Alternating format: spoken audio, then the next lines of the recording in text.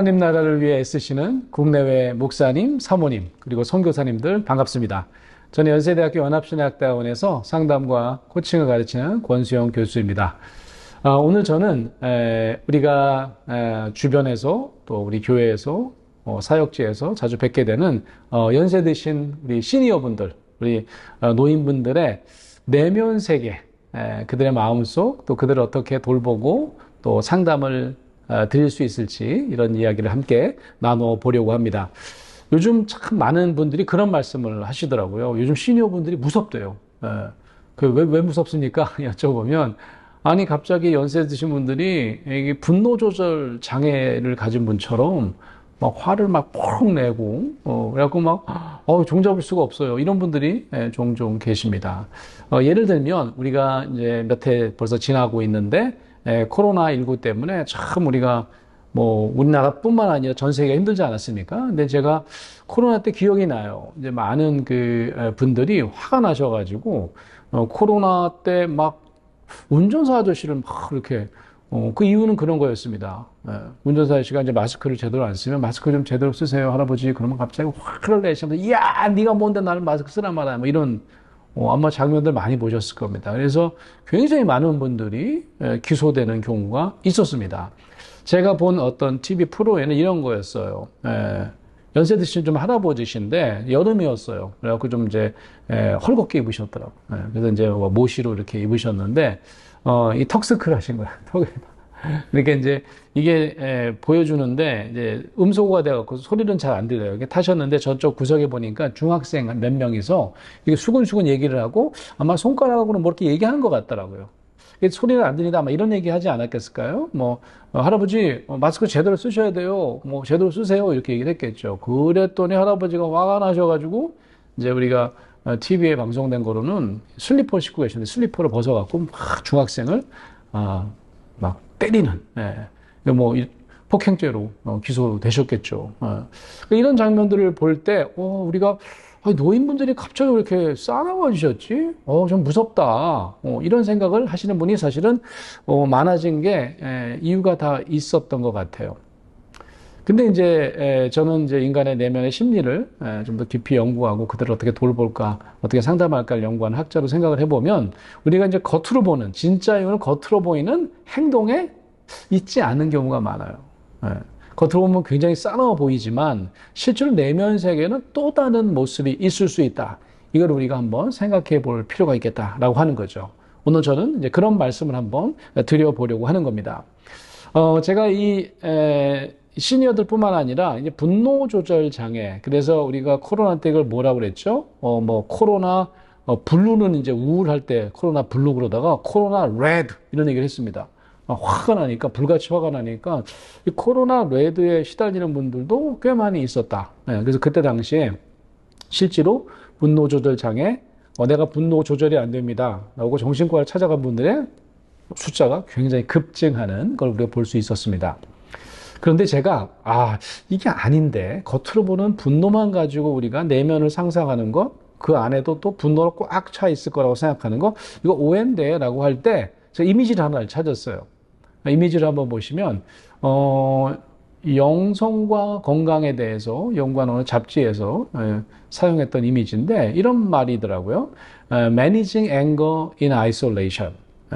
앵거를 잘 관리해야 되는데 이 앵거가 어디에서 내가 비롯되느냐 하면 아이솔레이션, 그러니까 소외되어 있을 때 갑자기 앵거가 분출되더라. 아마 전문가가 좀 이제 아이디어를 줬던 그런 이미지가 아니었나 싶어요. 무슨 얘기냐?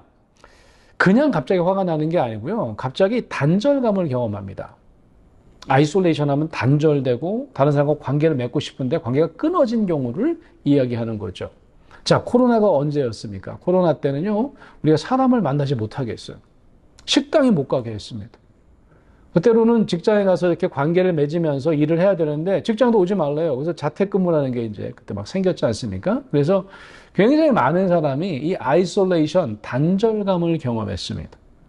그러니까 분노와 단절감은 결코 떼어낼 수 없는 관계가 있다. 이렇게 생각해 볼 수가 있겠죠. 게다가 노인은 왜 그러셨을까? 노인은 왜 갑자기 이렇게 화가 더 많이 나시는 걸까? 한번 생각해 보시기 바랍니다. 노인들도요, 우리가 코로나 때 모두 다 단절감과 좀 끊어짐을 경험했지만 유독 심한 경우가 많았습니다. 노인들은요, TV에서 밖에 나오지 말라고 했어요. 왜 그럴까요? 예. 이 면역이 좀 취약하다 보니까 또 지병이 있으신 이런 분들 큰일 납니다. 나왔다가 코로나 걸리면 다른 사람들은 뭐 이렇게 뭐 며칠 앓다가 끝나지만 잘못하면 연세 드신 분들은 면역 체계가 취약한 분들은 잘못하면 돌아가실 수도 있습니다. 이런 얘기를 했던 거죠. 그래서 더더욱 밖에 못 나오셨습니다. 그래서 밖에 나오셨는데 많은 경우에 이제 갑자기 화가 나는 경우가 이 단절감과 연관되어 있더라 라고 하는 겁니다. 제가 조금 더 자세히 한번 설명을 해보도록 하겠습니다. 제가 예전에 이런 제목의 강연을 한 적이 있어요. 꽤 오래전입니다. 2015년 정도로 기억하는데요. 왜냐하면 그때 광복 70주년이라 가지고요. 뭐 어느 방송국과 또 출판사와 어느 기업과 해서 이제 우리가 지원을 받아갖고 연세대학교에서 10번의 대중 강연을 했습니다. 대강당에서요. 근데 이제 전체 제목이 한국인 우리는 누구인가 이런 제목이었어요. 왜냐면 광복 70주년이었으니까요. 제가 맡은 강연이 하나 있었는데 그게 바로 한국인의 관계 심리입니다. 한국인의 관계 심리가 뭐냐면 한국이 특별히 관계를 중요하게 생각하더라는 거예요. 여러분도 그렇게 생각하시지 않나요? 그래서 우리가 흔히 미국이라든지 서구 사회는 굉장히 독립적이야. 그래서 개인주의 사회 이렇게 얘기를 하지 않습니까? 우리나라 같은 이 아시아 국가의 많은 국가들은 개인주의보다는 보통 우리가 집단주의라고 얘기를 합니다. 집단주의는 뭐냐면 관계를 굉장히 중요하게 생각해요.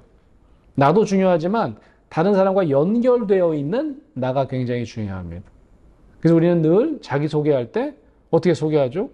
내 자신의 어떤 뭐 장점 이런 걸 얘기하기보다는 내가 어느 가정에서 태어났는지, 내가 어느 교회를 다니는지, 내가 어느 학교를 다니는지, 이런 것들을 우리가 소개하지 않습니까? 그게 뭡니까? 우리가 속해 있는, 관계 맺고 있는 집단과 사람들을 우리는 더 중요하게 여긴다라고 하는 겁니다.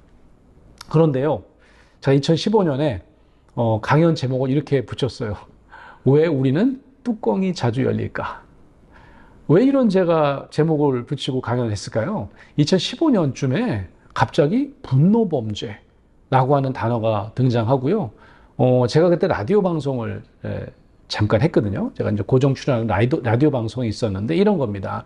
이 KBS에서 이제 퇴근할 때 한 7시 정도에 하는 프로였는데 제가 일주일에 한번 나가면 그 주에 있었던 사건 사고를 저한테 이제 알려줘요. TV에서 우리 자주 나오는. 그러면 그 사건 사고를 인간의 마음, 뭐 우리 관계, 뭐 감정, 뭐 상담학자 입장에서 해설하는 그런 잠깐 코너였는데 놀랍게도요. 제가 2015년 이 강연을 준비할 때 매주 비슷한 분노 범죄였습니다. 뭐 예를 들면요. 예전에는 층간소음 문제가 뭐 없진 않았겠죠. 하지만 층간소음 문제로 화가 나가지고 올라가서 사람을 막 찌른다? 이거는 좀 상상하기 어려운 일이었거든요. 근데 갑자기 그런 일이 벌어지는 겁니다. 화가 나가지고요. 제가 2015년 가을에 저 강연했던 것 같은데 봄에 제가 다큐멘터리를 보는데 KBS에서 다큐멘터리 제목이 이런 거였어요. 거리의 새로운 공포, 분노 범죄. 거리에 못 나가겠대요. 운전을 못 하겠대요. 왜냐면 내가 운전을 좀 천천히 하고 차선을 바꿨더니 갑자기 화가 난 사람이 내 앞에 확 차를 세우더니 트렁크를 열더니 뭘 꺼낼까요? 아시죠? 예. 야구 방망이를 왜 갖고 다니는 걸까요? 보통 사람들이. 제가 아마 드라이버 채까지는 이해가 되는데 야구 방망이를 갑자기 꺼내더니 막 내 차를 부시는 겁니다. 얼마나 화가 났으면 그죠? 이런 일들이 벌어지는 겁니다. 그래서 제가 이거 한국 사람들이 뚜껑이 남들보다 좀 더 잘 열리는 거 아니야? 다른 나라 사람들보다? 이런 생각을 했던 거죠. 그런데 주제는 뭐였다고요? 한국인의 관계 심리입니다. 우리가 다른 사람과 관계를 맺고 싶은 욕구가 큰 만큼 우리는 어떻게 되는 줄 아세요? 더 큰 충격을 받습니다. 다른 사람과 관계 맺는 것이 그렇게 중요하지 않은 내 자신이 독립적으로 사는 게 더 중요해 라고 하는 문화권에서는요. 관계가 이렇게 단절된 게 그렇게 큰 이슈가 아닐 수 있어요. 그죠? 네. 그런데 우리는 어떨까요? 우리는 사실 이 관계가 무너지는 것이 엄청난 충격을 줍니다. 그럼 이걸 내가 이거를 느끼지 않으려고 보통 상대방에게 벼락같이 화를 내는 경우가 있어요. 예를 들어 보면 제가 어린 시절에는 저는 아파트에 살지 않았습니다. 제가 26살, 7살 때 이제 미국 유학을 갔는데 그 전까지는 저는 조그만 양옥집에서 살았어요. 저희 집 앞에는 한 뭐 4층, 3층짜리 연립주택 친구들이 많았어요. 항상 골목에서 얘들아 놀자 나와서 놀고 한 집에서 밥 먹어라 소리 지르면 다 각자 집에 들어가고 때로는 어느 집에 들어가서 같이 저녁을 먹기도 하고 그런 어떤 마을 문화가 살아 있었습니다. 그럴 때는요 참 관계가 동독했어요.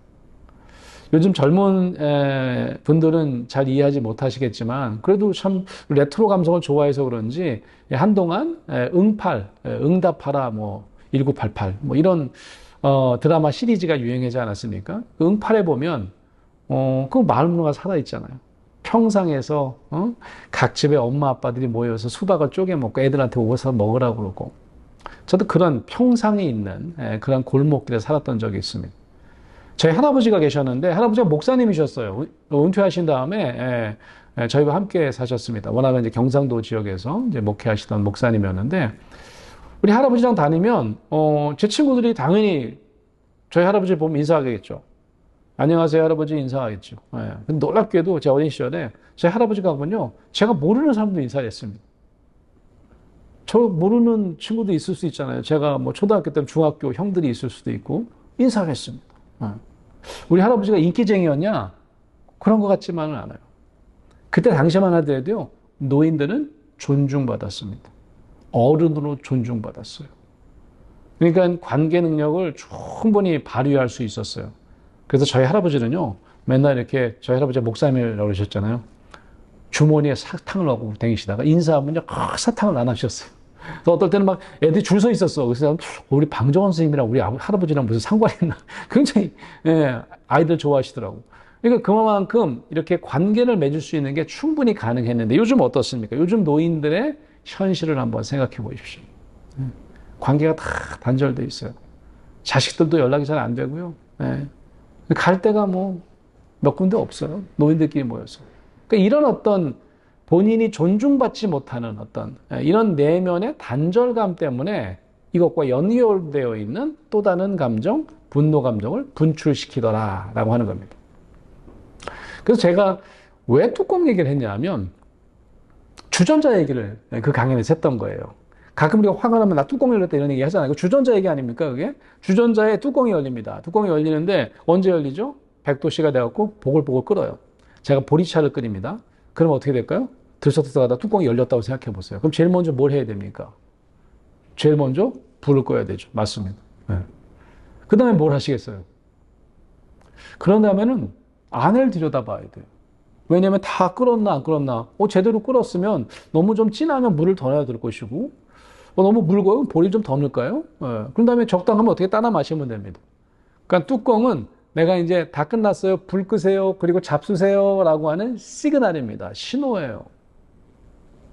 우리가 신호는 되게 고맙게 생각을 하고 그 다음 스텝을 하는데 웬일인지 우리가 뚜껑을 열었다가 화가 났을 때는 그렇지 않더라 라고 하는 겁니다. 만약에 주전자 뚜껑이 열렸는데 불도 안 끄고 뚜껑한테 가서 너 왜 열렸어? 이게 어디서 뚜껑을 열어? 그리고 또 연세 드신 분들에게는 아니 저분이 왜 저럴까? 노망 나셨나? 왜 화를 내시지? 이렇게만 한다면 이 시그널을 이해하지 못하시는 거예요. 그래서 제가 그 강의를 준비할 때 뭐 지금도 내가 똑같이 쓰는 비유인데 감정을 두 가지로 한번 소개하기로 결심하고 그때 이제 이런 비유를 들었어요. 여러분 감정에는 두 방향이 있습니다.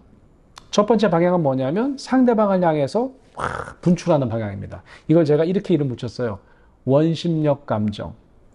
감정이 원심력이 있는 겁니다. 상대방에게 확 분출되는 거예요. 그래서 상대방은 굉장히 공격적으로 느낄 가능성이 굉장히 높습니다. 분노 감정이 대표적인 원심력 감정입니다. 그런데 여러분 물리학 공부를 해보면요. 이 원심력과 구심력은 동시에 일어나는 거 아세요? 원심력만 일어날 수가 없습니다. 원심력을 많이 느끼신다면 구심력을 좀 덜 느끼시는 거고요. 구심력을 많이 느끼신다면 원심력을 좀 덜 느끼시는 거예요. 자, 예를 한번 들어보겠습니다. 이 나를 향하는 방향인 이 구심력 감정이 사실은 진짜 에너지라는 거예요. 그게 실제로 실제하는 힘이라는 거예요. 왜냐하면 제가 인문학 강연 방송도 한다는데 이 방송 나가기 전에 제가 그래도 확인을 좀 해봐야 될 것 같아서 제가 물리학 교수님을 찾아가가지고 교수님 제가요 감정이 상대방을 향하는 거는 원심력 감정에 이름 붙이고, 나 자신을 향해. 나 자신을 향한다는 건 뭘까요? 내 존재 가치에 대한. 아, 내가 참 대단한 사람이야. 아, 내가 보잘것없어. 내가 부끄러워. 이거 다 뭐냐면 나를 향하는, 상대방이 아니라 나를 향하는 구심력 감정이다. 이렇게 이름을 붙여보려고 합니다. 어떻게 생각하십니까? 그랬더니 그 물리학과 선생님이 듣다가 잘 모르겠대요. 아니, 잘 모르면 어떡합니까? 아니, 제 설명이 좀 이렇게 부족하면 좀 제가 감정을 잘 몰라갖고 자기가 무슨 말씀 하시는지 잘 모르겠대. 근데 그분이 이렇게 얘기를 하시는 거예요. 교수님 그거 아시죠?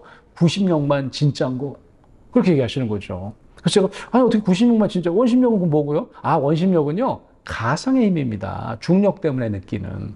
실제로 내가 쓰는 힘은 구심력이 진짜라는 거예요. 그리고 그 물리학 교수님이 뭐라고 그랬냐면, 그게 먼저 생긴 겁니다. 이렇게 얘기를 하더라고요. 원심력은 구심력을 느낀 다음에 생기는 거라는 거예요. 이거 뭐가 먼저예요? 구심력이 먼저라는 거죠. 야, 제가 이 감정을 연결해 보니까 너무 정확한 비유가 됐어요. 감정도 마찬가지입니다. 내 존재를 향한 감정, 소위 구심력 감정이 먼저입니다. 이걸 내가 잘 느끼다가 이걸 내가 느낄 수 없어요. 내가 이걸 안 느끼고 싶어요. 그럼 어떻게 되는 줄 아세요? 그 다음부터는 갑자기 원심력을 발산시킵니다. 상대방에게 화를 내는 것도 사실은 구심력을 내가 더 이상은 견디기가 어려워서 우리가 주전자 뚜껑이 열리는 이유는 뭐라고요? 100도씨가 넘었기 때문에, 임계점에 다다랐기 때문입니다. 자, 예를 한번 들어보겠습니다. 이 원심력, 구심력을 할 때 우리가 쥐불놀이로 설명하면 좋은데, 이 쥐불놀이를 보면 얼마 전에도 쥐불놀이 하는 걸 우리가 TV에서 본 적이 있는데, 초등학생이 쥐불놀이라는 거예요. 이제, 아니, 초등학생이 안 위험한가? 라고 생각해 볼 때, 초등학생도 돌릴 수 있어요. 왜냐하면, 이 쥐불놀이의 이 깡통에다가 이 쥐불을 넣을 때, 사이즈를 작게 하고, 아이가 돌릴 수 있을 만큼의 무게면 아이들이 얼마든지 돌릴 수 있습니다. 지금 뭘 쓰는 거죠? 구심력을 쓰는 거예요. 당기는 힘을 쓰는 겁니다. 근데 누가 이 아이를 골탈 뭉기려고 거기에다가 쇳덩이를 깔아놨어. 그럼 어떻게 되죠? 갑자기 내가 구심력을 쓰고 있는데도 갑자기 원심력이 느껴집니다. 막 일로 끌려갔다 절로 끌려갔다 막 그래요. 예. 그러면 아까 물리학 교수님이 이거 왜 가짜라고 했냐면, 깡통에 힘이 있습니까? 깡통에 무슨 모터가 달려 있어요? 아니잖아요. 중력 때문에 마치 깡통이 나를 잡아다닌 것 같은, 쥐불이 나를 잡아다닌 것 같은 느낌이 있는 거죠. 예. 이해되시죠? 자, 그러면 실제로는 내 존재감이 구심력이라고 하면, 내 존재가 옛날에 모든 사람에게 인사받고 그랬을 때는 노인분들이 기분이 좋았습니다. 그래서 소위 긍정적인 구심력을 가지고 계셨어요. 아, 나는 우리 마을의 어른이야. 난 존중받고 있어. 참 기분 좋은 감정입니다. 근데 어느 순간부터는 노인분들을 이상한 사람 취급해요. 아유, 아유, 집에나 계시지. 왜 밖에 나다니는 거야. 이런 눈으로 바라보는 것 같다든지. 아니면 아까 방송에서 제가 듣지는 못했지만, 손가락질을 막 중학생이 한단 말이죠. 그러면 노인이 생각할 때는, 쟤가 나를 무시하나? 손가락질을 해서 만약에, 할아버지 마스크 똑바로 쓰세요. 라고 했대도, 이야! 안 그래도 존중감이 떨어져 있고, 존재감이 떨어져 있는데, 이걸 내가 그동안 많이 참고 살았어요. 근데 이게 건드려주는 순간이 있는 겁니다. 그게 뭐라고요? 임계점이에요. 그럼 어떻게 해요? 벼락같이 화를 냅니다. 그러니까 사실은 내 안에 있는 존재감이 무너져 내리는 게 사실은 먼저라는 거죠. 그런데 놀라운 사실은, 그럼에도 불구하고 분노 감정이 다 표출이 됐으면, 그럼 이거는 세컨더리, 부차적인 감정이잖아요. 그런 원래 핵심 감정은 안에 숨어져 있다는 얘기입니다. 아까 제가 얘기했잖아요. 뚜껑이 열리면 그 다음에 뭘 해야 된다고? 안을 들여다봐야 된다고. 그럼 노인이 화를 유난히 많이 내시네? 그러면 시그널이구나. 이거는 부차적인 감정이고 진짜 핵심적인 감정, 1차적 감정은 내면에 숨겨져 있구나. 이런 우리가 생각을 할 수 있어야 되는 겁니다. 그래야 이 노인들의 내면 세계를 좀 더 심도 있게 들어가 볼 수 있는 기회를 만들 수가 있다라고 하는 겁니다. 제가 꼭 노인 사례만은 아니고요. 우리가 우리 자신을 한번 돌아다 보면 비슷한 경우가 굉장히 많습니다. 제가 최근에 어느 방송에서, 어느 신문사에서 찾아오셔서 요즘에 이제 젊은 엄마들이 너무 화가 많이 난다고 합니다. 그 이제 어떤 엄마들입니까? 그랬더니 이제 열심히 일하다가 이제 잠깐 아이를 이제 낳느라고, 첫 번째 아이를 낳느라고 경력을 중단하고, 요즘에 그래서 경력 단절 이런 말 많이 쓰잖아요. 이런 어머니들이 있는데 유난히 막 화가 많이 난다고 한다는 거예요. 예. 그리고 특히 누구한테 화가 나냐 하면 뭐 아빠한테도 화가 나고, 남편이 도와준다고 도와주지도 않고 화가 나고, 그다음에 아이가 또 내 말 안 들으니까 아이한테도 화가 나고, 그러다가 잘못하면 아이에게 막 심하게 분노를 내다가 한 대 때릴 수도 있잖아요. 예. 그러면 아우, 내가 때릴 일은 아니었는데라고 또 죄책감에 빠지더라는 거죠. 이게 이제 계속해서 악순환이라는 거예요. 그 제가 한번 설명을 드렸어요. 좀 전에 여러분께 설명드린 것처럼 화가 나는 게 진짜 감정이 아니에요. 시그널입니다. 내면에 또 다른 감정이 숨겨져 있을 수도 있어요. 그걸 찾아내야 됩니다. 왜냐하면 주전자 뚜껑 안이 진짜니까. 그 안에 있는 보리차를 우리가 먹는 것이 더 중요한 일이니까. 그래서 제가 이제 이런 말씀을 이제 드렸던 것 같아요.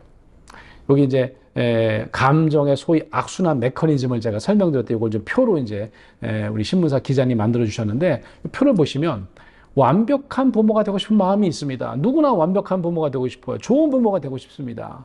그래서 우리가 항상 정신분석에서는 숨겨져 있는 마음의 큰 욕구를 중요하게 생각해요. 이 욕구가 있습니다.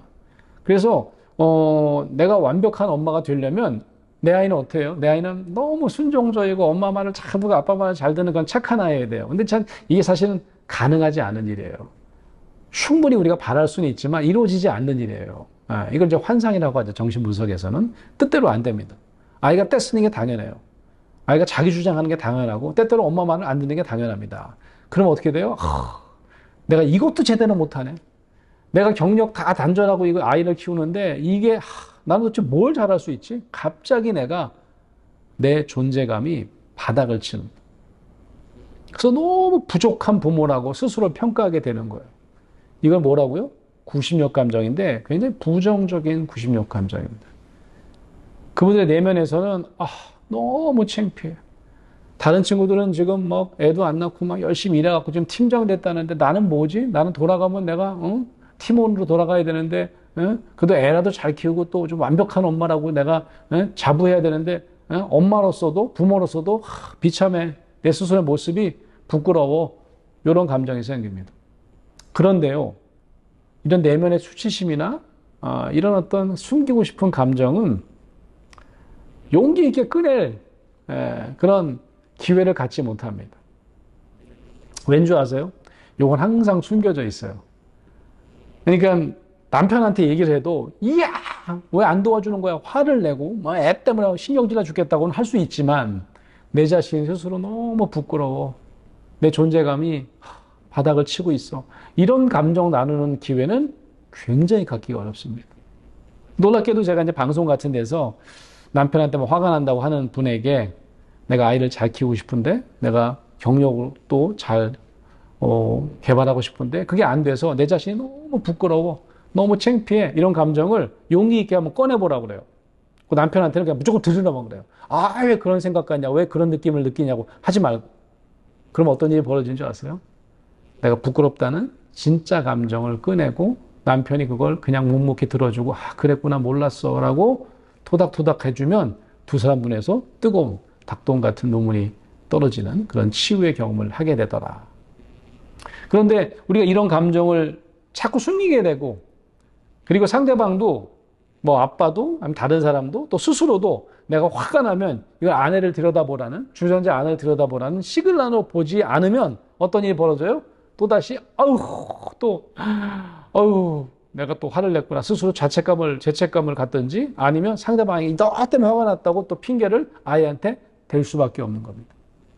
그래서 결국은 내 스스로가 죄책감과 또 분노의 악순환을 벗어나기 어렵다라고 하는 거죠. 자, 이제 이해가 되시죠? 상대방을 향해서 우리가 가끔 노인분들이 우리에게 벼락같이 화를 난다 그러면 가끔 이런 말 쓰잖아요. 똥 낀 놈이 썩낸다. 그게 왜 썽을 내면 안 된다고 우리가 판단할 때가 많은데, 맞아요. 똥 낀 놈이 썩내면 안 되는 것 같아요. 하지만 사실의 내면에 있는 그런 방귀라든지 내가 부끄러운 경험을 꺼내는 것보다 상대방이 화를 내는 게 훨씬 더 이 메커니즘상 가능한 일이기 때문에 그렇다라고 하는 겁니다. 그만큼 내면에 숨겨져 있는 감정을 드러내는 거는 큰 용기를 필요로 하고 또 그걸 잘 이해하는 사람들이 받아줘야 되는데 수용해줘야 되는데 그런 게 잘 일어나지 않을 때 우리는 늘 밖에 보는 밖에서 드러나는 행동의 양상 그리고 분노 감정만 우리가 주목하게 될 수밖에 없다라고 하는 겁니다. 자, 노인들의 발달 얘기를 한번 해보겠습니다. 우리가 가끔 이런 말 쓰죠. 노병은 죽지 않는다. 다만 사라질 뿐이다. 이거 우리가 잘 아는 메가더 장군의 전역했을 때 고별사였다고 하는데 뭐 죽지 않을 수가 없죠. 그렇지만 내가 이제 서서히 더 이상 장군이 아니고 더 이상 내가 사령관이 아니고 난 이제 역사에서 서서히 페이드아웃 되겠다. 없어지겠다. 이렇게 얘기를 하는 건데 심리 발달을 연구하는 사람은 그렇게 얘기하지 않습니다. 점점점 노인으로 갈수록 우리가 심리 발달이 성숙해지고 완숙해질 수 있다. 이런 어떤 비전을 제시하고 있어요. 여러분 혹시 들어보셨을 텐데 발달 심리학자 에릭슨이라고 하는 사람이 있습니다. 이 사람이요. 뭐라고 정신분석 공부하는 사람이에요. 근데 정신분석, 아까 얘기했죠? 정신분석이 되게 중요한 게 내가 내면에 있는 욕구가 되게 중요하게 생각해서 욕구를 한번 추적하려고 하는 그런 학문 중에 하나인데 어떤 무의식적인 또 의식적인 욕구가 있는지 그 욕구가 충족되어야만 다음 단계로 발달한다는 거예요. 이건 심리 발달이 뿐만 아니라 다른 사람과 잘 지낼 수 있는 심리 사회적 발달이다. 이렇게 얘기를 합니다. 예를 들면 한번 표를 보시면 이제 여기 제일 어렸을 때 깡난쟁이 때는요. 가장 중요한 욕구가 뭐냐면 내가 다른 사람으로부터 안전하게 느끼는 다른 사람을 믿을 수 있는 어떤 신뢰의 어떤 관계가 형성돼야 내가 상대방을 충분히 그냥 100% 믿고 내가 안전하게 내 자신을 맡길 수 있는 그런 욕구가 충족된다는 거예요. 근데 이제 어린 시절에 이런 어떤 주변의 환경에서 그런 신뢰가 형성되지 않으면 처절하게 불신하고 마는 이게 상대방과 주변의 사람들 모두 불신하게 되는 그런 어떤 심리 발달을 하게 된다는 거죠. 여러분 가끔 이제 반사회적인 죄악을 저지른 분, 범죄를 저지른 분들을 보면 어린 시절에 참 듣기도 민망한 비참한 그런 어린 시절을 겪은 경우가 참 많아요. 예전에 그 연쇄 살인범의 이름이 길태였던 기억이 나는데 그분이 그런 고백하는 걸 한 본 적이 있어요. 내가 왜 길태인 줄 아냐 이름이. 나는 엄마도 모르고 아빠도 모른다. 엄마 아빠가 나를 태어나자마자 나를 길거리에 버렸다. 그래서 고아원 원장님이 내 이름을 길에서 태어났다. 그래서 길태라고 붙였다. 그러니까 이 사람은 어린 시절부터 그런 어떤 신뢰할 수 없는 주변 환경에 대한 욕구가 충족되지 않기 때문에 늘 사회를 불신하면서 사회를 저주하면서 결국은 그런 어떤 연쇄 살인범이 되고 말았다라고 할 수 있죠. 자, 그 다음 단계는요, 토들러 단계. 토들러가 뭔지 아시죠? 한 18개월부터 3살 되면 막 이제 자기 발로 막 뛰어다니는 게 이제 토들러입니다. 이 토들러 때는요, 제일 중요한 욕구가 뭐냐면 자율성이에요. 내가 혼자 할 거야. 이제 혼자 걷거든요. 그래서 손잡으면 뭐라 그래요? 너라 그러잖아요. 막 어린애들이. 예. 막 지 혼자 막 다니잖아요. 근데 우리는 막 위험해 죽을 것 같죠. 막 계단에서 뛰어내리고 막 그냥 찾길로 뛰어들 수도 있으니까. 근데 요때 굉장히 중요한 게 자율성을 충족시켜 줄 수 있어야 돼요. 최대한 왜 보면 가끔 외국 가면 끈 묶고 다니는 거 어머니 보신 적 있을 거예요. 남들이 보면 무슨 강아지야? 애를 갖다가 끈을 매달리고 다니고. 근데 좀 이렇게 늘어나고. 근데 그 끈이요. 최소한 어느 정도까지 가면 탁 멈추게 돼 있어요. 왜 그럴까요? 최소한 안정장치, 길거리에 뛰어들면 안 되니까, 찾길로 뛰어들면 안 되니까. 하지만 자율성을 존중하는 거죠. 그래, 뛰어놀아. 예. 그래야만 여기서 이제 수치심을 경험하지 않게 된다. 내가 자꾸, 놀이를 하더라도요, 어린아이랑 놀이를 하더라도 다 엄마가 시키는 것만 하라고 그러고, 자율성을 통제하기 시작하면, 그때부터는 수치심과 의심을 가지게 되고, 뭘 하나 하더라도 내가 잘할 수 있을까? 스스로를 의심하고, 결국은 내 자신은 아무것도 못할 것 같아. 이런 어떤 수치심을 갖게 된다. 이런 어떤 심리 발달을 하다가, 자, 이게 다 설명할 수가 없으니까 한번 중년으로 가볼까요? 중년의 그 사람에게 가장 중요한 거는 뭐냐? 생산성입니다. 요즘 이제 일찍 은퇴하시는 분이 많아서, 그래서 일찍 은퇴하시는 분들이 이제, 난 이제 세상에서 이제 내가 할 일은 끝인가 봐. 그러면 안 되잖아요. 그래서 우리가 늘 이제 인생 후반전을 준비하는 중년들이 많은데 그 이유가 뭘까요? 바로 이 생산성이라고 하는, 내가 여전히 뭔가를 이 사회로부터 할 수 있어. 내가 뭔가를 다른 사람에게 도움을 줄 수 있어. 이런 생산성이 굉장히 중요합니다. 그래서 이런 욕구를 위해서 굳이 이제 중년에서 다음 챕터로 넘어가시는 분들에게 항상 하는 얘기가 있죠. 이제는 오히려 더 행복하게 생산성을 만들어낼 수 있다. 이유가 꼭 돈 벌기 위해서, 자식들을 먹여 살리기 위해서 하는 게 아니고 내가 봉사를 위해서. 그러니까 우리 중년 남성, 여성들이 교회에 많이 오시면 교회 내에서 내가 우리 중고등학생들을 가르치기도 하고 또 여기서 본인이 어떤 그동안 하지 못했던 이거는 뭐 내가 먹고 살기 위해서 하는 게 아니고 그래서 요즘에 이제 은퇴하신 이 중년들이 뭘 많이 하냐 하면 뭐 50 플러스 이런 그 프로그램 같은 데 가보면 내가 평생 방송 일을 했어요. 그런 방송 작가가 되려고 하는 PD가 되려고 하는 젊은 20대들을 무료로 코칭해주고 멘토링을 해준다든지 이런 어떤 일들을 통해서 여전히 생산성에 대한 욕구를 충족시키면 굉장히 건강한 중년이 될 수 있는 거죠. 근데 그게 잘 되지 않는다. 그러면 이제 침체되고 마는 그런 어떤 심리 발달하게 된다. 자, 노인으로 한번 가볼까요? 노인으로 가게 되면 우리는 점점 어떤 생각을 갖게 되냐면 생산성 다음에는 뭐 할 게 있어. 그 다음에는 어떻게 되냐면 이제는 뭐 죽을 날만 기다려야지 노인들은. 밖에 나오지 마세요. 위험해. 그러니까 우리가 노인들에 대해서 사실은 노인들의 마지막 심리 발달을 우리가 굉장히 경시하는 경향이 있어요. 그런데 평생 이 심리사회적 발달 단계를 연구한 에릭슨은 뭐라고 얘기를 했냐면 이 마지막 노인 단계가 클라이막스라는 거죠. 이게 뭐냐면 자아통합이라고 하는. 그래서 이걸 설명하는 이 에릭슨에게 이제 에릭슨이 살아있을 때 에릭슨에게 배웠다고 하는 제자 교수님이 계셨는데 제가 이제 그분에게 강의를 들은 적이 있거든요.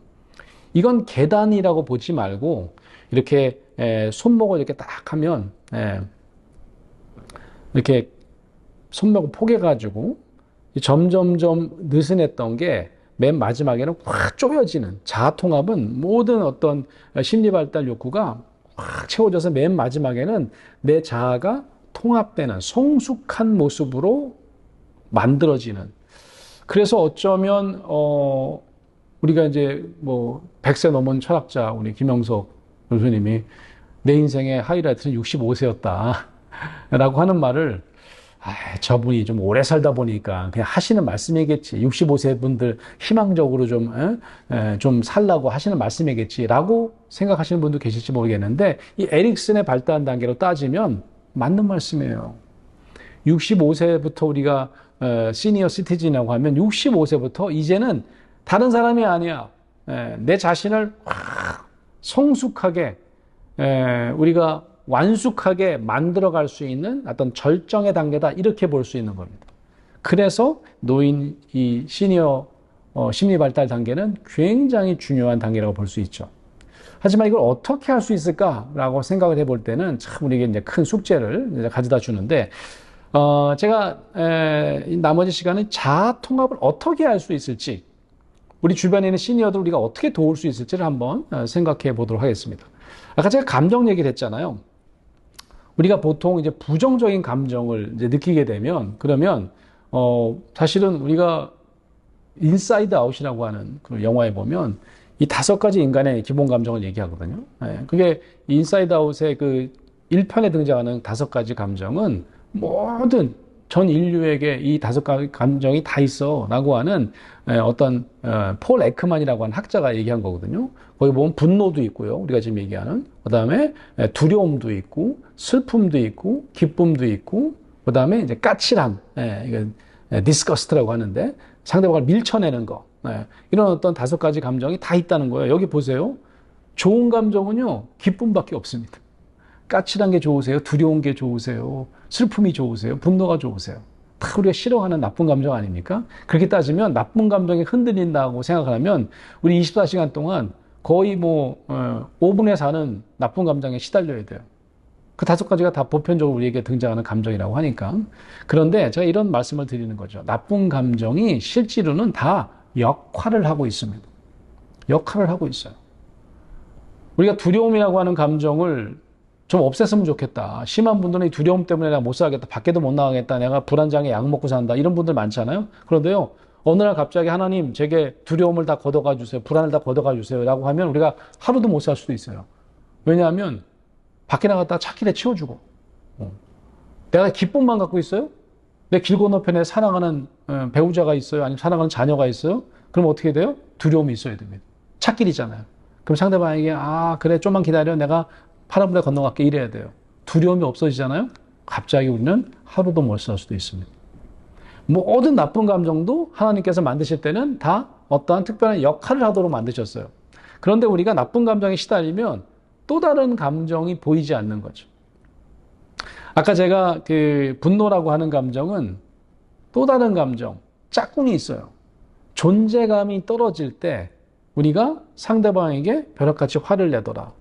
특히 우리나라 사람들이 존재감이 떨어지는 걸 싫어해요. 왜냐하면 우리는 관계를 맺는 걸 굉장히 중요하게 생각하는 민족이기 때문에 나 혼자 잘 먹고 잘 사는 것보다는 다른 사람과 잘 지내고 싶은데 이런 단절감을 느끼면 갑자기 상대방에게 벼락같이 화를 내더라. 노인만 화를 내는 게 아닙니다. 제가 어느 신문사 기획 기사를 한번 쓴 적이 있는데, 그 신문사 기자님이 여러 가지를 물어보셨어요. 그 중에 또 제가 분노에 대한 강의를 해서 그런지 요즘 왜 그러죠? 너무 화나는 사람이 많습니다. 이게 옛날에 동방예의지국이라고 우리가 참 예의를 중요하게 생각했던 민족이었는데 왜 이렇게 됐을까요? 이렇게 얘기를 하더라고. 그러면서 이런 얘기 했었어요.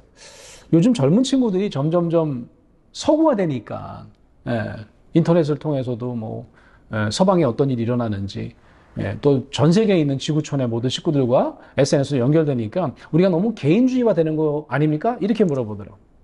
저는 글쎄요, 그런 것도 있겠지만 사실은 오히려 집단주의 문화가 없어진 것이 아니라 집단 문화를 우리가 너무 중요하게 생각하는데도 이게 잘 충족이 되지 않을 때 우리가 반작용으로 이렇게 화를 내는 것이다. 그러고 제가 고슴도치 얘기를 했어요. 제 얘기가 아니고요. 쇼펜하우어라고 하는 철학자가 고슴도치 얘기를 합니다. 이 고슴도치 얘기가 어떤 얘기냐면 이 고슴도치가 사실은 너무 관계 맺기를 좋아하는 동물이었다는 거예요. 그래서 고슴도치가 일로 와 내가 껴안아 줄게 막 서로 사랑해 줄게 내가 돌봐 줄게라고 하는데 어떻게 해요? 상대방이 날 찌릅니다. 그러면 어떻게 돼요? 내가 상처 있어요. 그 다음에도 그걸 참고 만났는데 너무 찌르니까 어떻게 해요? 밀쳐냅니다. 나 싫어! 밀쳐냅니다.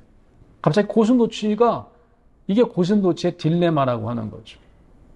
제가 이 쇼펜하우어의 비유를 들었더니 그 기사 전체 헤드라인을 이렇게 얘기했더라고요. 분노하는 우리 한국 사람들 서로 밀쳐내는 고슴도치 같다.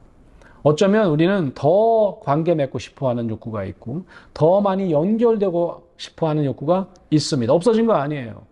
서로 우리가 따라쟁이 하다가 갑자기 서구 사람처럼 개인주의 아니에요. 연결되고 싶어합니다. 젊은 친구들도 마찬가지고 연세 드신 시티즌, 우린 시니어 시티즌도 마찬가지다. 저는 그렇게 생각해요. 제가 어떻게 하면 그러면 우리가 노인들 또 내면에 있는 자기 안에 있는 구심력 감정을 잘 돌볼 수 있을까? 제가 이걸 공식으로 한번 설명드리고 오늘 강의를 마치려고 하는데요. 3단계로 제가 설명을 해볼게요. 어떻게 하면 겉으로 드러나는 우리가 연세 드신 분들이 막 화를 내면 저분 왜 저래? 신앙 가진 사람들이 왜 저렇게 화를 내고 그래? 이렇게만 생각하잖아요. 그래서 1단계부터 제가 설명하면 1단계는 무조건 겉으로 드러나는 감정, 분노 감정, 원심력 감정, 또 그가 막 화를 내고 막 때로는 막 물건을 집어던져요. 그럼 그런 행동이나 태도를 보고 저 사람 틀렸어. 저런 사람이 무슨 집사야. 저런 사람이 무슨 권사고 장로야. 이렇게 판단하기가 쉽잖아요. 요거부터 하지 않으셔야 됩니다. 1단계는 이걸 이제 철학에서는 전문 용어로 에포케라고 하죠. 제가 에포케에 대한 강의도 많이 했었었는데 판단 중심은 뭐냐면 자꾸 상대방의 겉모습, 태도 가지고 내가 저 사람은 틀려먹었어. 저 사람은 신앙인도 아니야. 라고 내가 판단하고 끝내는 거예요. 그러면 절대로 소통할 수 없고 내면으로 들어가서 그 내면을 돌보는 거는 불가능해지는 거죠. 그래서 제가 이 첫 번째 단계 이름을 이렇게 붙여봤어요. 군화 단계. 여러분 군화 단계가 뭐냐면 여러분 한번 들어보셨을 거예요. 가끔 이제 대화법 소개하는 데 보면 군화 대화법이라는 게 있어요. 이게 뭐냐면 그래서 이제 잘못 이해하시면 그냥 그랬구나만 하면 되는 줄 아시는 분이 계시더라고요. 예를 들면 어느 개그맨이 나오셔서 자기가 아내랑 막 싸우는데 군화대화법을 배워가지고 그걸 썼대요. 막 화를 내시는 아내분한테 아 그랬구나 그랬더니 아내가 야 뭐 그랬구나 야 그래서 그랬구나 그랬더니 무슨 그랬구나 하니까 그랬구나 3번 썼더니 화가 좀 내려가고 그냥 갔대. 그래서 대박이라고 막 근데 옆에 있는 분이 아 그러니까 그랬구나만 3번 하면 되는 거지 막 이러시더라고. 그런 게 아니고요. 군화는 뭐냐면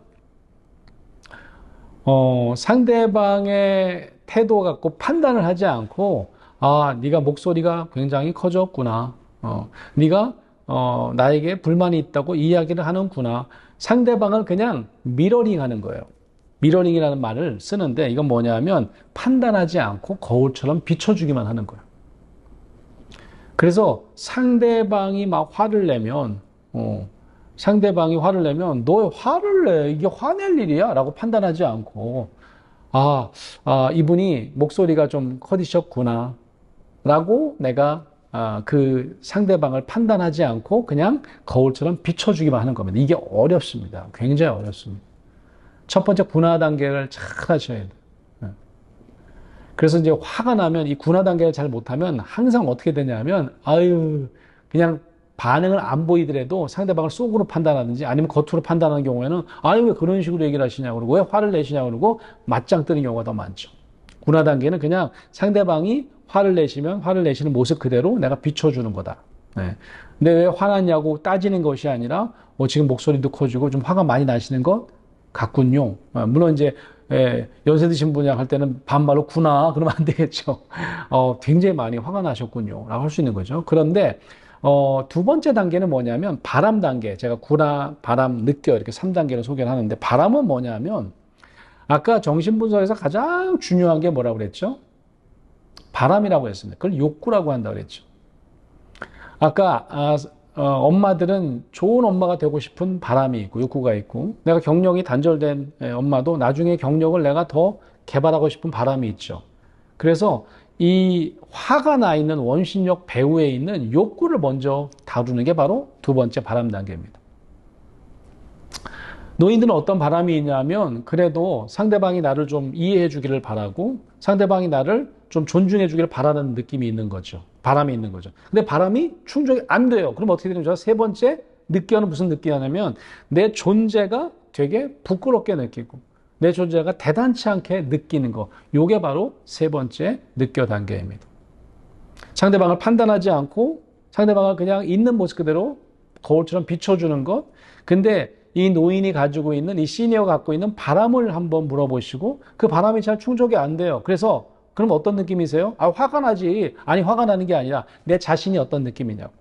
내 자신이 이제는 더 이상 교회에서 우리 사회에서 날 필요로 하지 않는구나. 내 생산성은 바닥이구나. 이런 느낌, 이런 자기 존재에 대한 부끄러운 느낌이 사실은 함께 느껴지고 공감되어야 한다라고 하는 겁니다.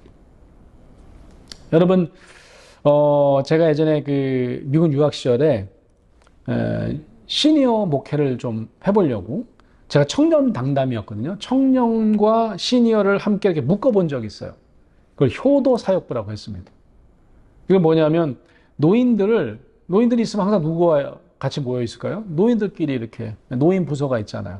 근데 반대로 저는 노인과 이 제일 젊은 청년들을 한번 함께 사역하도록 한 거예요. 같이 놀러도 가고요. 같이 음식을 만드는데 우리 연세 드신 할머니, 할아버지들이 와서 음식을 만드는 거를 알려주시면 그걸 배우는 역할도 하고요. 그런 걸 한 적이 있거든요. 그 이유가 바로 이 책 때문이었습니다. 우리나라에도 소개되어 있는 카운터 클락와이즈라고 하는 책인데요. 이거는 이제 하버드 대학교의 그 여자 심리학 교수님인데 최초의 어떤 하버드 대학교 종신 교수가 됐던 엘렌 랑어라고 하시는 분이 어떤 노화에 대한 연구를 하면서 시계 거꾸로 돌리기 연구라고 하는 이제 카운터 클락와이즈라고 하는 제목의 연구를 했습니다. 이게 뭐냐면 1979년에 한 연구인데요. 79년에 노인들을 모읍니다. 노인들을 한 10명 정도 모은 다음에 딱 20년 전, 20년 전에 어때? 1959년에 그때 당시에 집 모형을 만들고 거기서 함께 생활하도록 한 거예요. 그런데 그 일주일을 딱 생활하는데 일주일을 생활하는 동안 59년에 신문도 같이 보고 59년에 유행했던 옷도 입고 59년에 TV 틀면 59년 그 TV 드라마를 하는 거예요. 예. 그리고 같이 모여서 그때 당시에 그러니까 그때 한 80세라고 그러면 60세로 돌아가서 70대 중반이었다고 75세에서 한 80세 사이 노인을 모았는데 한 75세라고 그러면 55세 때처럼 돌아가서 55세 역할을 한 거 아니에요. 얼마 동안? 일주일 동안. 일주일이 지난 다음에 놀랍게도 이분들의 건강 상태를 보니까 시력도 좋아지고 청각도 좋아지고요. 인지력도 좋아지더라라고 하는 겁니다. 비슷한 이 엘렌 랑의 연구를 우리나라도 그럴까라고 해서 우리나라도 2013년인가 EBS에서 똑같은 연구를 했습니다. 놀랍게도요. 거동이 불편하신 분이 어느 정도의 젊었을 때 나로 돌아가서 내 자신을 좀 회복시켰더니 아니 좀 다리를 절던 분이 다리가 멀쩡해지시는 건강 상태 다 평가해 봤더니 지표가 다 올라가는 그런 어떤 놀라운 일이 일어났습니다. 제가 효도사역부를 만든 이유는 이분들이 뭐 어린 시절로 좀 돌아가고 청년으로 돌아가갖고 그게 아니고 아까 이 중년에서 노년으로 갈 때 중년은 생산성이 가장 중요하다고 그랬잖아요. 그 다음부터는 그 생산성이 완전히 바닥으로 떨어지는 경험을 합니다. 난 쓸모없는 사람이야. 그런데 여기도 보면 79년에 했던 연구인데 59년으로 돌아가가지고요. 그러면 어떻게 되냐면 지금은 막 이러고 다니지만 그때는 내가 막 씩씩했어. 그때는 내가 신문 보면서 막 디스커션도 하고 내가 되게 굉장히 활발하게 활동했어 라고 하면서 뭐가 올라가요? 존재감이 올라갑니다. 그게 핵심인 거예요. 내면에 있는 구심력 감정을 회복시키는 게 사실은 훨씬 더 중요한 일입니다. 그래서 우리가 특별히 교회나 우리 주변에 있는 우리 선교지에 있는 시니어를 볼 때 어떻게 이들을 섬기면 이들의 존재감이 다시 한번 강하게 젊은 시절 못지않게 다시 강화될 수 있을까 말씀을 드리면서 오늘 결론을 내려보려고 합니다. 크리스찬 시니어에게는 굉장히 중요한 특별한 자원이 있습니다. 그걸 우리가 알아야 돼요. 그게 뭘까요? 영적인 자존감입니다. 보통 사람들은 허리가 굽고요. 직장을 잃으면요. 자존감이 떨어져요. 아까 얘기한 대로 생산성을 내가 더 이상 낼 수 없다고 생각하니까 자식들도 나를 무시하고 주변 사람들이 다 나를 불필요한 사람이라고 생각할 거야 라고 하지만 영적인 자존감은 뭡니까? 내가 나이는 들고 내가 사실은 할 수 있는 일이 별로 없지만 하나님께서는 나를 붙들고 계시고 나를 필요로 하셔. 하나님 앞에서는 나는 절대로 기죽지 않아. 하나님 앞에서는 나는 하나님이 제일 사랑하시는 내 자신을 생각할 때는 영적인 자존감이 막 뿜뿜 높아질 수 있는 거예요. 이게 크리스천 시니어의 엄청난 자원입니다. 구심력 감정이 제가 가장 부끄러운 감정이고 가장 내 자신에 대해서 너무너무 비참하게 내 자신이 그동안 고생도 많이 하고 무시도 많이 당해서 끊어낼 수 없는 감정이라서 그걸 나누기가 어렵다고 그랬잖아요. 누구와는 나눌 수 있는 줄 아세요? 예수 그리스도와는 나눌 수 있습니다. 예수 그리스도의 33년 인생을 보면요. 초전하게 버려주셨어요. 버려진 거절감과 수치심과 모멸감으로 따지면 예수 그리스도만큼 그 짧은 기간 동안에 부끄러움을 당하신 분들이 많지 않습니다. 십자가가 어떤 겁니까? 십자가는 벌겨벗겨져서 사람들에게 조롱당하면서 죽어가신 가장 비참한 죽음. 하지만 그가 다시 살아나심으로 우리 모두가 굉장히 부끄러운 구심력을 가지고 살 수밖에 없는 존재들이에요. 우리가 어떻게 맨날 존재감이 막 뿜뿜뿜 올라갑니까? 그런데 예수 그리스도 앞에서는 아무에게도 꺼내놓을 수 없는 우리의 부끄러운 존재의 느낌을 꺼내놓을 수 있습니다. 예수 그리스도는 이해하실 거야. 그는 대중에게 또 가장 믿었던 제자들에게 버려졌던 경험이 있고 우리 모두를 위해서 그렇게 수치형을 당하실 만큼 내 가슴을 드러냈을 때 예수 그리스도는 나와 함께 하실 수 있을 거야. 예수 그리스도와 연합하는 비밀을 우리가 가지고 있는 것이 바로 크리스천 시니어들입니다. 때로는 시니어분들이요. 내가 젊은 시절에 참 비참하게 불행하게 살았어. 그래서 그 감정을 내가 숨기려고 하다 보면 더 오히려 방어적으로 화도 많이 내시는 분이 계실 수 있어요. 그분에게 알려드려야 합니다. 어떤 상담사가 날 이해할 수 있을까? 어떤 치료사가 날 치료할 수 있을까? 내 마음의 고통은 너무 커서 아무한테도 꺼내놓을 수 없어라고 하는 분이라면 예수 그리스도 앞에 꺼내놓으시라고 우리가 선포할 수 있어야 합니다. 예수 그리스도에게는 꺼내놓지 못할 부끄러운 감정은 없다는 사실. 그래서 결국은 우리가 언제 치유된다고 그랬죠? 겉으로 드러나는 원심력 감정이 아니라 구심력 감정을 꺼내고 우리가 다른 사람에게 내가 처음으로 고백하고 그가 수용하고 공감해 줬을 때 우리는 뜨거운 치유를 경험한다고 그랬잖아요. 우리 모두는 예수님과 그런 뜨거운 연합과 치유를 경험할 수 있는 크리스찬들입니다. 그럴 때 우리의 영적인 자존감은 높아질 수 있고 그럴 때 우리 시니어 시티즌, 우리 시니어 크리스천들의 마음 건강은 행복해진다는 사실을 기억하시면서 아무쪼록 우리 목사님, 사모님, 우리 선교사님들이 우리 시니어들이 겉으로만 드러나는 그런 감정 때문에 너무 내면을 잘 우리가 못 알아차렸다면 이제부터라도 그 내면의 감정을 이해하시고 영적 자존감이 높아질 수 있도록 그리스도와 연합하도록 도움을 주시는 여러분 되시면 좋겠습니다. 감사합니다. 함께 기도하시겠습니다. 좋으신 하나님 감사합니다. 오늘 우리가 섬기기 원하는 시니어 크리스찬들에 대해서 함께 생각해보는 시간을 가졌습니다. 나이가 들면 들수록 내가 불필요한 존재라는 그런 부끄러운 구심력 감정 때문에 때로는 다른 사람에게 화를 내고 짜증을 내는 시니어들을 볼 때가 많이 있습니다. 하지만 그들의 심중을 이제는 우리가 이해하고 공감할 수 있도록 도와주시고 오히려 그들의 부끄러움을 예수 그리스도 앞에 고백하고 연합하면서 더욱더 영적 자존감을 가지고 새롭게 거듭나며 자아통합을 이뤄내는 그런 귀한 시니어 크리스찬들 많이 만들어낼 수 있는 그들을 잘 돌봐낼 수 있는 우리 모두가 될 수 있도록 인도하여 주시옵소서. 주 예수 귀하신 이름 받들어 감사하며 기도하옵나이다. 아멘.